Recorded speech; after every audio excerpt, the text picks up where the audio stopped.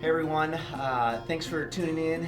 This is our little update video on what youth group is going to look like possibly for the rest of the summer. So it feels like things are changing rapidly. It feels like we make plans and then plans change, but please know that your church staff, your church board, and your youth team, we care deeply about you, and we've been longing and waiting for this time to get back meeting again, and we want to do it in a way that's honoring to everyone, in a way that is truly safe for everyone. So we're making a couple changes, we're continuing with a couple of items, and we're excited for what this summer still can be.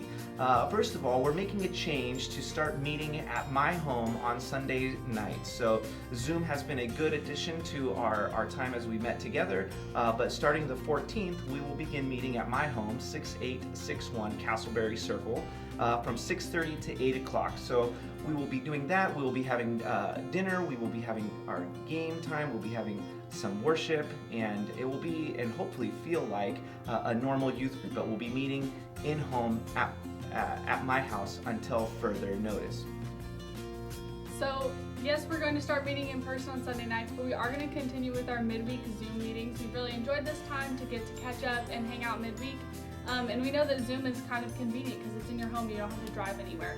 So we're just going to continue this time. We're going to focus our time on prayers and just kind of getting to catch up from what's been going on over the week. So as you can imagine, we're making a couple changes to our calendar. We used to send out quarterly calendars, but I don't know if it's been hard for your homes to be scheduling out your summer, but it's been particularly hard for my household to do that.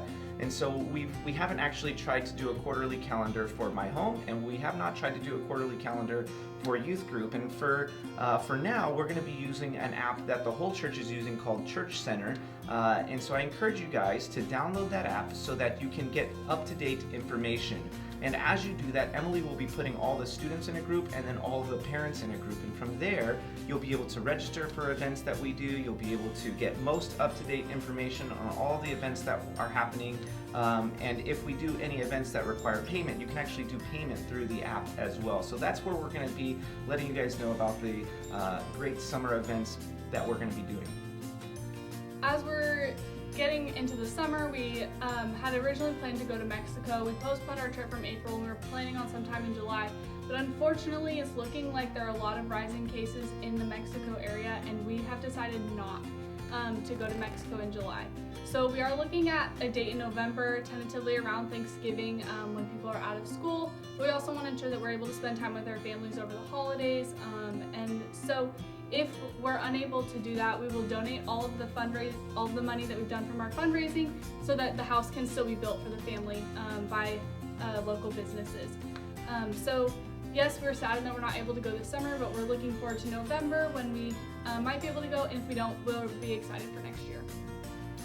We also know that there was an expected camp that we were supposed to go to, Hume Lake, and this comes as a pretty big bummer to me. I've been to Hume Lake for the past 10 years, and so this is the first year in 10 years that I haven't been. And while I'm saddened about that, we are still trying to make this summer a great time for us. So we're tentatively putting on a waterfront trip from July 9th through the 12th, and this will be both a youth and college thing. The details are somewhat still up in the air. We're trying to find a location near either the ocean or near a lake, and we're trying to find something that fits within our time frame. So we're trying to keep the cost down as much as possible. So for this 3 to 4 day trip, we're looking at right around $100. So if you have any suggestions, we'd be happy to hear them. But again, we are trying to make this trip happen July 9th through the 12th. Yeah, so as we're looking even farther into the future, we are realizing that school really isn't going to look the same next year. There's a lot of information going out around potential maybe half days or coming in once or twice a week, maybe not coming in at all. But we want to help as much as we can, and we want to be a support. So we're kind of looking into maybe having some set aside homework hall or some on-site tutoring next year that we could potentially offer during the school year. Just to build some community and then just be a help to families as much as we can. So that's all we have for you guys. Thank you guys for tuning in, and we're really looking forward to seeing you guys at youth group on Sunday.